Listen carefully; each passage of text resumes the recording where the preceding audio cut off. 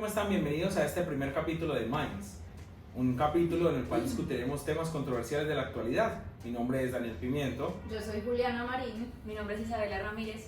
Yo soy Geraldine Cartagena Quiroz. Comencemos con la discusión.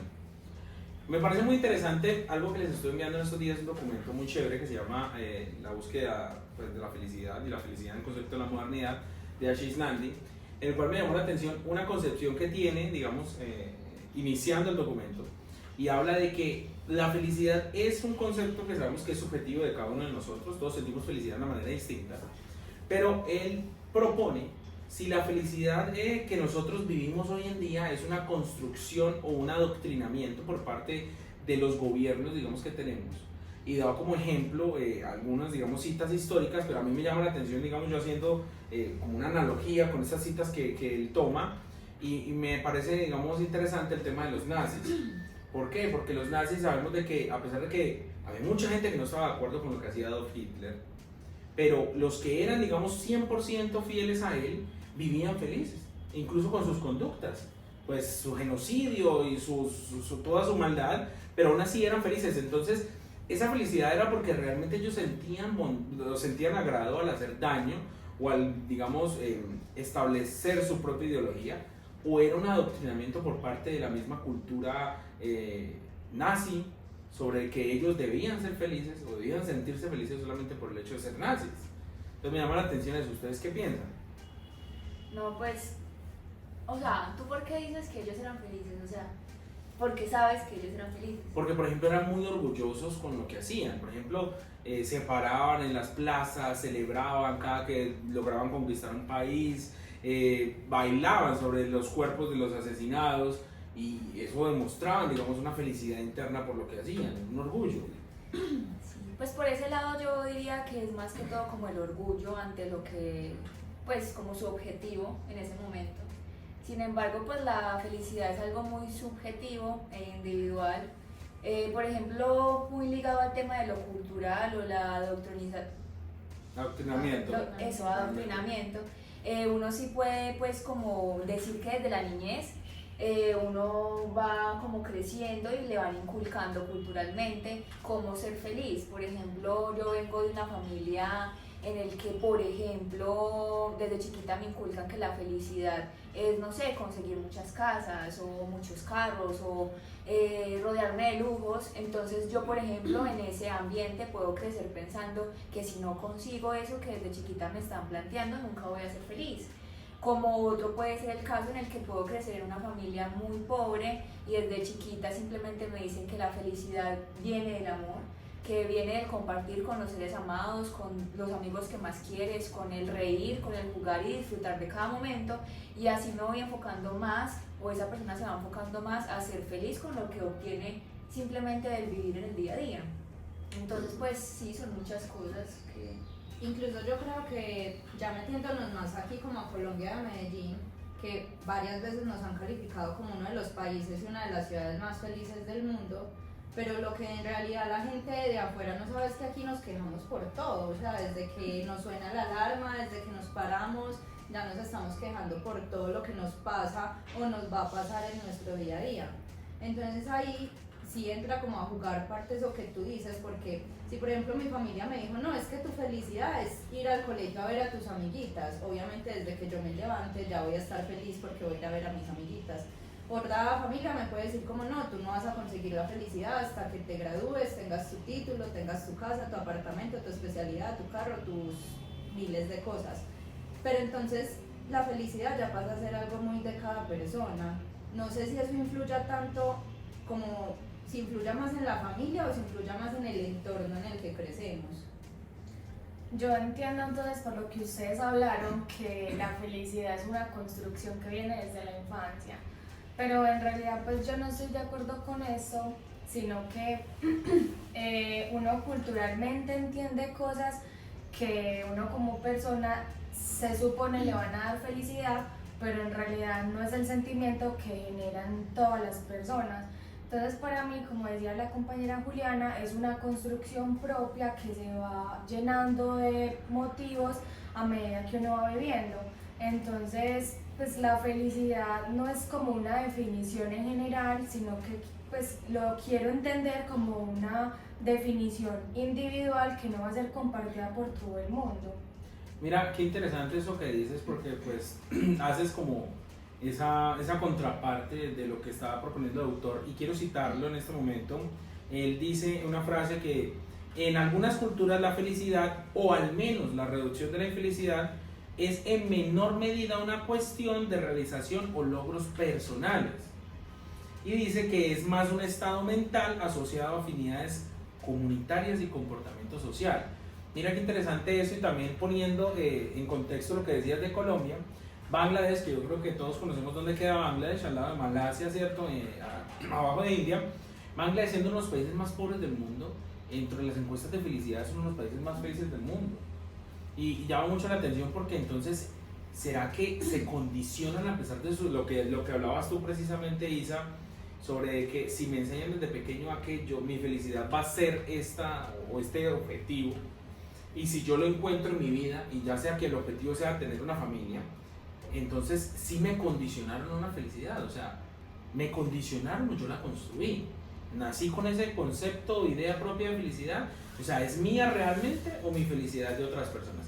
Me parece muy interesante y quiero dejar esa pregunta al aire para que ustedes, los oyentes y los que nos están viendo en este momento en el programa, se pregunten y se cuestionen. ¿La felicidad es una construcción realmente social o personal? ¿Y realmente estás condicionado a tu felicidad? Vamos a ver qué opinas de eso después. Bueno, sí, por ejemplo, también algo muy ligado a ese tema y que también viene de uno de los artículos que estuvimos revisando, o libro por así decirlo, fue el de Happycracia, que era de Edgar Cabana, donde se plantea como la historia de un profesional en psicología que se apellida Sigman.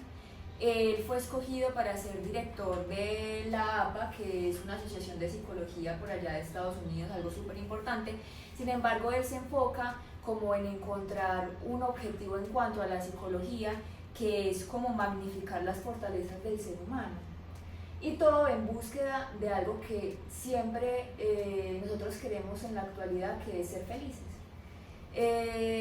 A mí me pareció algo muy lindo de ese texto que al inicio planteaba él contando que un día estaba podando pues como el jardín y su hija, pues él como que regaña a su hija sobre algo y su hija le dice: papá, ¿sabes qué fue lo más difícil que yo he hecho en mi vida?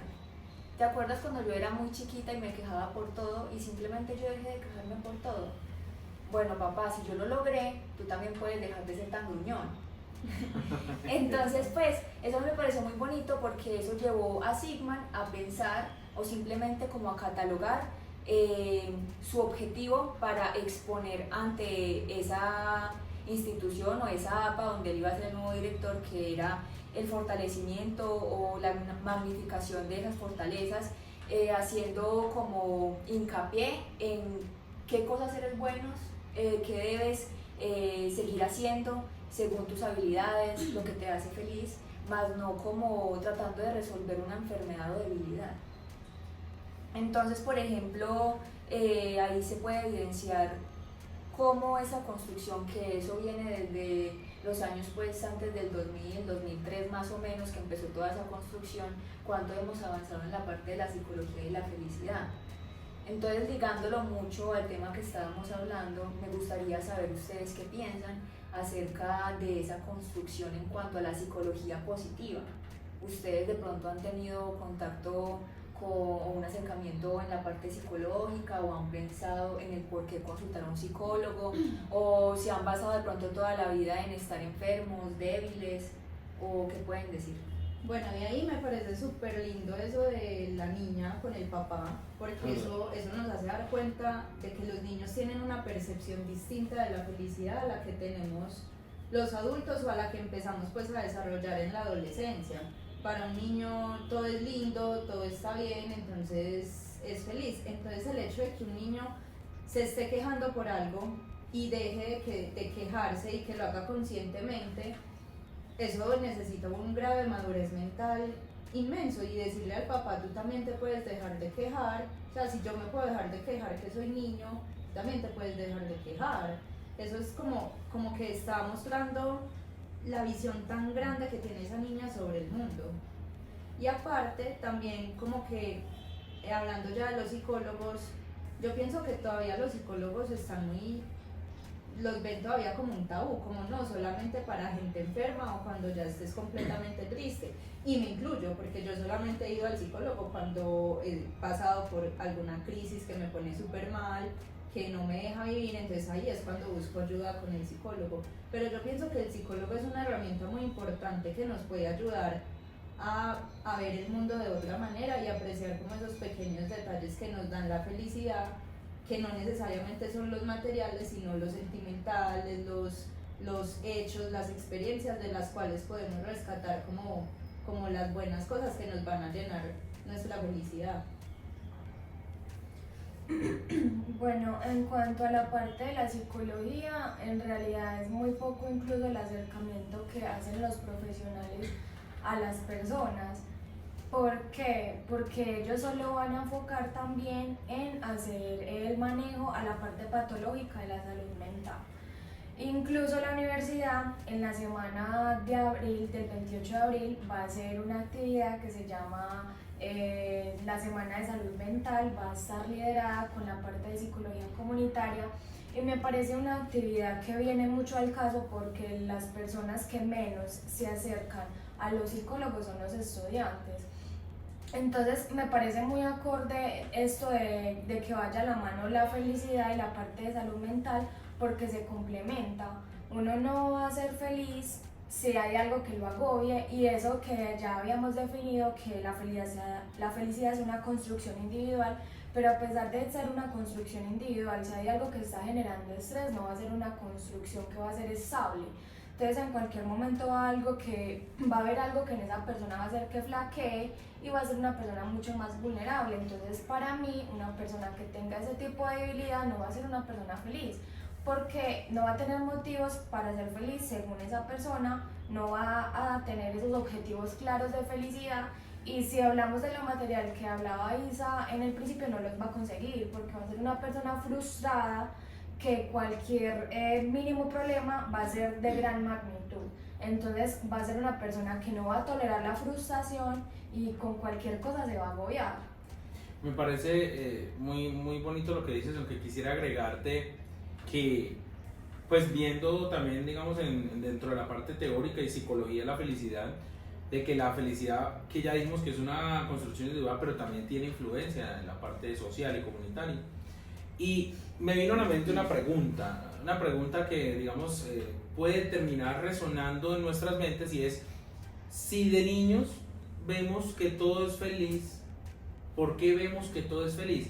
¿Qué es lo que tenemos de niños que cuando crecemos se pierde para dejar de ver el mundo con esa misma felicidad de antes?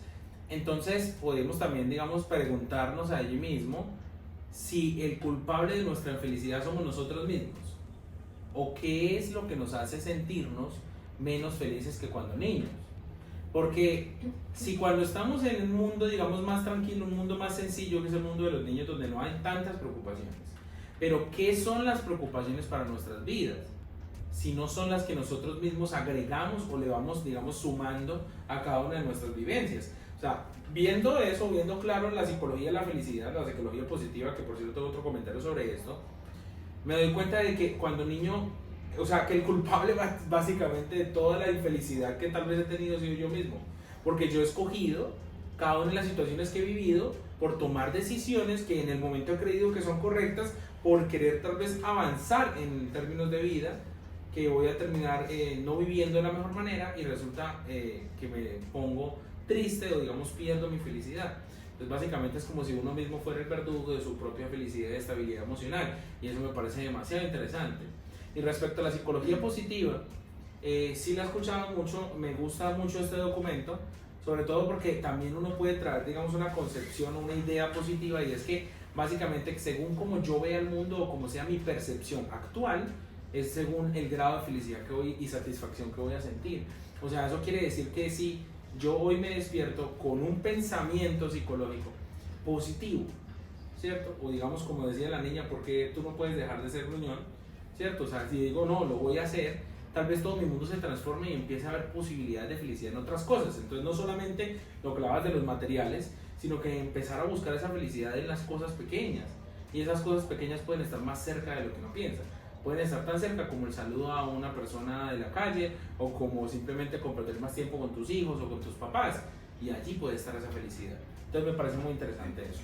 Algo que quiero agregar ahí es que yo pienso que uno cambia la percepción de la felicidad porque cuando tú eres niño, tus papás te tienen en una burbujita de cristal, entonces ellos se encargan de brindarte tu felicidad, de que seas feliz y darte las cosas que te hacen feliz. A medida que vas creciendo, esa burbujita va desapareciendo y ya vas enfrentando la vida por ti mismo y te vas dando cuenta de que de pronto muchas cosas de lo que tus papás te brindaban sí son ciertas, sí son de verdad, pero ya te vas a enfrentar a otras cosas que no te van a dar esa felicidad a la que estás acostumbrado. Entonces ya es cuando tú empiezas a construir tu camino hacia la felicidad. Y otra cosa que comentaba Geraldine sobre la frustración de las personas, ahí también eso nos tenemos que volver hasta la infancia, porque también influyen mucho los papás, cómo nos enseñan a hacer el manejo de la frustración con todo el proceso. No es lo mismo un niño que siempre que se ponga a llorar le compren el helado para hacerlo feliz, a un niño que siempre que llora porque quiere un helado le digan no te voy a dar el helado porque ya vamos para la casa y en la casa hay postre. Ese niño aprende a luchar contra la frustración y aprende que no todo en la vida se lo van a dar así en bandeja de plata y de pronto más adelante les sea más fácil enfrentarse a las situaciones de la vida. Yo quiero responder a esa pregunta que hiciste, que cuáles son las condiciones que uno tiene de niño a diferencia de las del adulto, que no permite que pues, uno se agobie, pues en pocas palabras fue lo que dijiste, sino que incluso eso va tan condicionado por la salud no solo física, me refiero a las EPS, IPS, sino también a la parte también de la familia. A ver, me hago entender. Incluso cuando uno está niño y va a las consultas de crecimiento y desarrollo, a uno como niño le dan el conocimiento de que uno está creciendo y que su cuerpo está madurando y que hay cambios físicos, pero no le enseñan de que también hay cambios psíquicos. Entonces, uno como niño no se agobia en el sentido de como planteaste la pregunta al inicio, porque no tiene conciencia de eso, no tiene conciencia de que al principio uno crece, cuando uno pues va creciendo, también va creciendo las responsabilidades que los papás ponen en uno, las responsabilidades que uno mismo se pone en uno. Entonces son cosas que uno va agobiando y de que ya no va a ser una psiquis normal porque va a ser una psiquis con mayor responsabilidad. Y lo que decía Juliana, a uno cuando niño lo aíslan de muchas responsabilidades, de muchas cosas que no le van a decir a uno desde niño, cuando grande te va a tocar asumir esto, cuando grande vas a hacer esto, tienes que tener cuidado con esto, sino que de entrada uno crece y todo llega, y eso es un freno en seco, que es un cambio abrupto entre la niñez a la adolescencia, es un cambio que no le dicen a uno, vas a tener cambios físicos, porque es lo que hasta las conductas de crecimiento y desarrollo le dicen, que ya se los había mencionado, sino la parte emocional. No hay una parte de crecimiento y desarrollo que te diga, vas a pensar de esta manera, vas a tener afinidad por estas cosas, por estos géneros. ¿Sí me entiendes? No es ese cambio, no le trabajan a uno desde pequeño la parte mental, conductual, emocional, sino la parte física, orgánica, que se puede diagnosticar, que se puede tratar. Sí, por ejemplo, ahí yo tengo pues una pequeña controversia en cuanto a la parte de la conciencia de los niños, o por ejemplo también con lo que decía Juliana, en que a uno desde chiquito lo tenía como en una burbuja, dándole como lo que necesitaba en la vida, y por eso simplemente se crecía como en plena satisfacción, por así decirlo, y a la medida que iba avanzando en la vida, entonces al uno enfrentarse a ciertos problemas, a ciertas cosas que le generan a uno frustración o negativismo, pues uno va perdiendo esa felicidad. Sin embargo, yo me pongo a pensar o me planteo, por ejemplo, los niños de pocos recursos, donde sus padres no tienen la capacidad de envolverlos en una burbuja y ofrecerles ni siquiera un plato de comida entero, donde simplemente tienen arroz o no tienen nada, tienen una simple aguapanela, y sin embargo saliendo a la calle a jugar con una pelota medio rota, son felices. no simplemente se basa en que nos satisfagan o estemos envueltos en una burbuja, sino que para mi concepto los niños tienen plena conciencia de felicidad. Individualmente yo considero que la conciencia es simplemente energía y la energía es felicidad. Nosotros somos seres capaces de ser felices de forma consciente e inconsciente. De eso se habla mucho en la parte del despertar, no sé si lo han escuchado. Sin embargo, nosotros estamos tan nublados por la sociedad, por la cultura, por la enseñanza incluso escolar, universitaria, en la misma familia, que simplemente nosotros nos construimos con una verdad pero impuesta, porque a ti te empiezan a decir, ves que si vos haces esto, eso está mal. Entonces, por ejemplo, ¿qué pasa también con la comunidad LGTBIQ? Se crece en una comunidad donde se plantea que lo heteronormativo es lo correcto, por ende un niño o una mujer que crece con gustos distintivos, donde empieza a sentir gusto una mujer hacia otra mujer, un hombre hacia otro hombre, o lo que sea, pues en general, esa persona, ese joven, esa niña, ese niño, se va a empezar a preguntar qué estoy haciendo mal, eso no fue lo que me enseñaron y lo que me enseñaron es la verdad, eso es lo que me va a hacer feliz, lo que me va a hacer bien, entonces yo por qué me estoy haciendo daño, y se entran en muchas cosas que simplemente acaban nublando la conciencia de simplemente ser, de simplemente existir y agradecer por lo que estás aprendiendo en el plano terrenal. Entonces es pues simplemente muy complejo la definición de felicidad o la búsqueda de felicidad por medio de la psicología o de la culturización o de la enseñanza, sino que siento que es algo que simplemente uno tiene que aprender a dimensionar, autoevaluar, o uno mismo saber para uno qué es la verdad, qué está bien o qué está mal. Y ahí también entramos mucho a tocar el tema del otro artículo que es normal o patológico, donde teniendo en cuenta la parte de todo lo que nos habla sobre el crecimiento y desarrollo, sobre que no se nos habla sobre la parte de la psiquis o de la mente, sino que también entra toda esa industrialización, el comercio, donde hablan sobre la farmacéutica, sobre como la píldora para cada problema. Entonces, pues también tocando un poquito ese artículo, no sé ustedes qué tengan para decir, porque también me parece muy interesante esa parte donde la misma comunidad y sociedad nos habla siempre de enfermedades o cosas por mejorar. Sí, yo ahí iba a hacer como el enlace con eso que nos dicen que nos nublan como la conciencia y la lógica con todo el tema de la felicidad.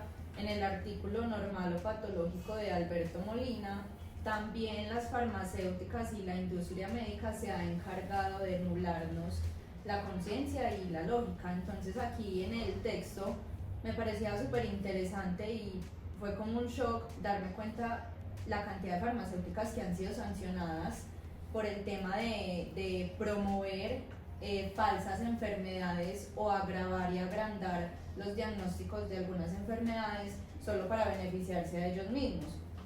Entonces aquí ponían de ejemplo, por ejemplo, el Viagra, que Pfizer la sacó pues como una pastilla para la disfunción eréctil de los hombres, pero ya después empezó a usar como una pastilla para cuando me dé la gana tomármela porque me voy a ver con mi pareja, me voy a ver con mi novia y quiero rendir, y en realidad no es que tenga una disfunción eréctil diagnosticada, sino que simplemente quiero estar bien porque hoy estoy súper cansado del trabajo.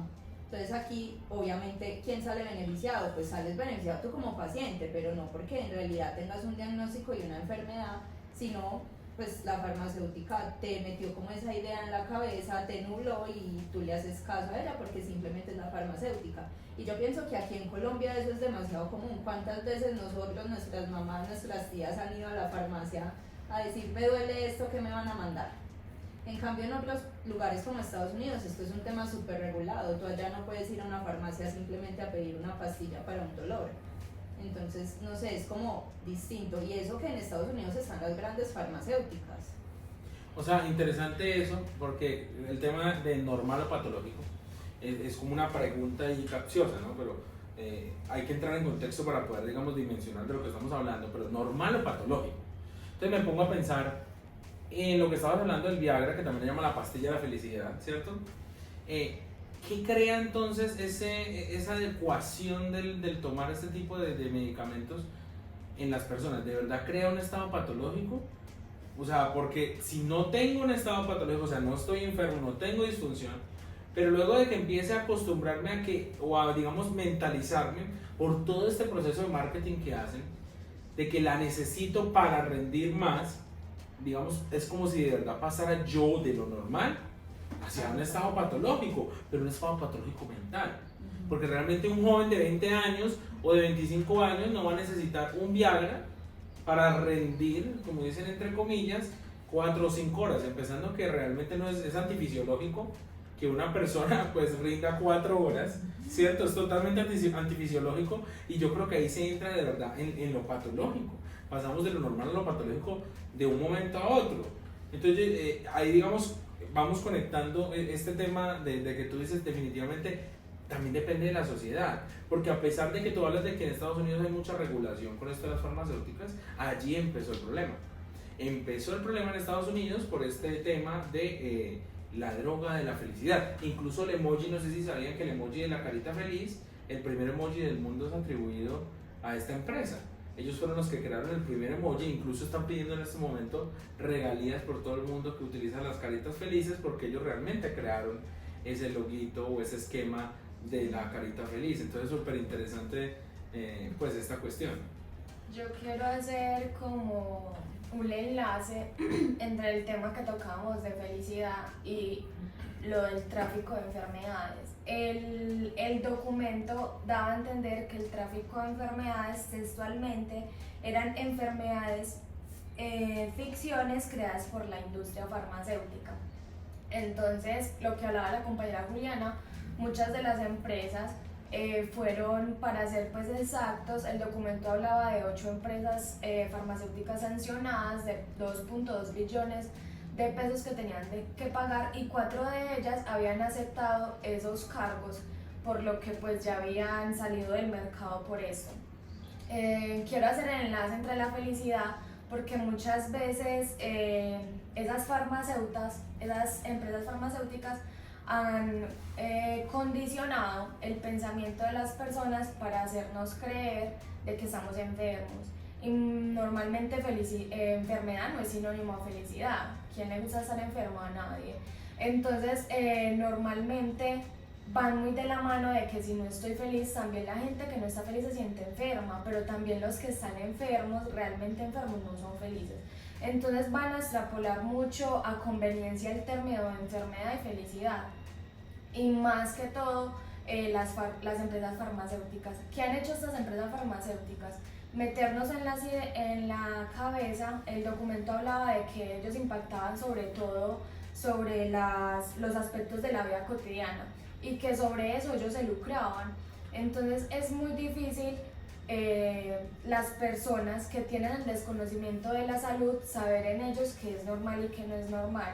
Y ahí es donde entran las empresas farmacéuticas a impactar sobre esa debilidad de conocimiento que tienen todas las personas, de que si para mí es normal bajar de peso porque tengo cierta enfermedad, ellos van a decir, no, eso no es normal, porque si es una enfermedad, entonces no es una enfermedad que te haga bajar de peso, en realidad es una enfermedad que estás perdiendo, que te haga subir de peso, estás perdiendo mucho peso, ¿qué vas a hacer? Te tengo esta pastilla, o sea, todo lo condicionan, el pensamiento, la conducta, las situaciones, y uno como persona comparte esos pensamientos. Entonces, si yo inicialmente pensé que esa pastilla era buena para bajar de peso, le digo a ella, mira, esa pastilla es buena para bajar de peso, y ella le va a decir a la otra persona, y así, y se va a volver un teléfono que va a ser muy reproducible, y por eso es que las farmacéuticas se lucran tanto.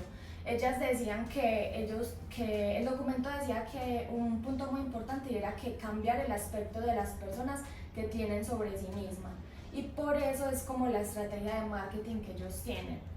Otra cosa importante es que la farmacéutica tenían 3 formas principales de hacer el tráfico de enfermedades, y una de ellas era que las personas identificaran esos problemas leves como graves para poder lucrarse de esto. Entonces es un problema porque las personas, o al menos la gente que no tiene conocimiento en salud, porque básicamente es eso, los que no tienen conocimiento en salud, se van a dejar meter, pues como dicen por ahí, los dedos a la boca y van a comprar de todo, van a creer todo lo que les dicen y además de eso van a dejarse hacer exámenes. Yo pongo el ejemplo, una vez yo estaba en San Diego y cuando salí había como un toldito ahí estaban comercializando unos exámenes, que era que le pasaban a uno un sensor y por el sensor le leían a uno si tenía problemas hepáticos, si tenía pues un montón de problemas. El caso es que a mí me dio por investigar y realmente esa maquinita sí funciona, pero o sea, no es que funcione, sí está en estudio, pero están mirando a ver si funciona. O sea, ¿qué tanto pueden ellos utilizarla como científica? Exacto. Real? Entonces, ¿cómo entró la empresa farmacéutica en ese momento? Según eso, yo tenía deficiencia de B12, de vitamina E y otras vitaminas que en este momento se me van. Acto siguiente me vendieron vitamina B12, vitamina E y un tarro de colágeno.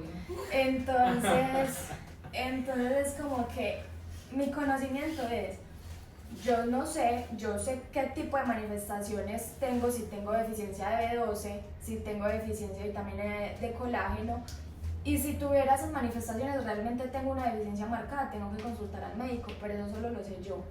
En ese momento yo no estaba sola, estaba con un familiar. ¿Qué hizo ella? Empezó a preguntar precios. Ahí se quedó, la envolvieron y ella sí compró un tarro de vitamina B12.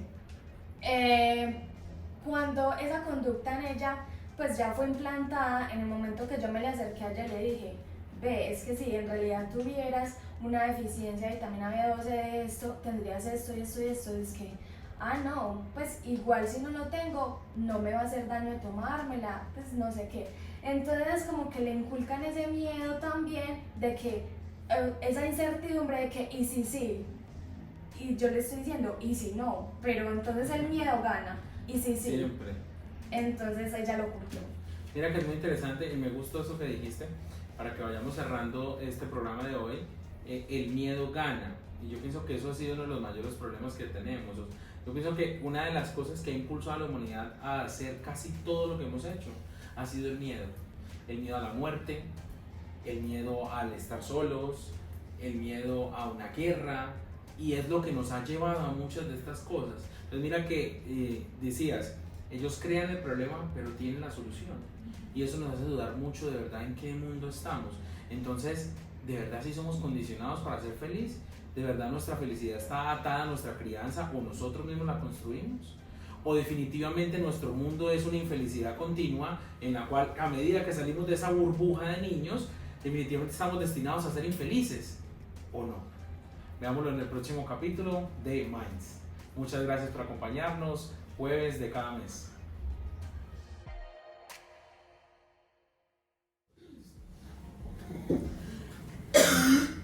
Vamos a ver en 5, 4, 3.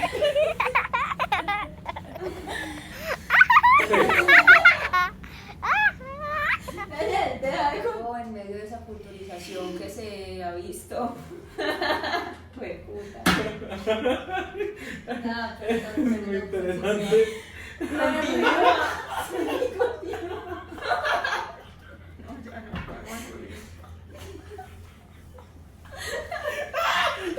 Marica, me mareé. Mi nombre es Marica, son más que. Porque era como una pausa, o sea, eso es parte de la. No, marica. Ya empezó a grabar. Si sabes eso, lo vamos a volver en el grupo. Bueno. 4, 3, 2, 1. Hola, ¿cómo están? Bienvenidos a este capítulo de Minds. El día de hoy vamos a reunirnos aquí, todos juntos. Olvídenlo, la embarré. Siguiente, corte. Bueno, ¿Qué más digo, weón? podemos empezar. ¡Ey! Otra vida, otro ambiente. Hoy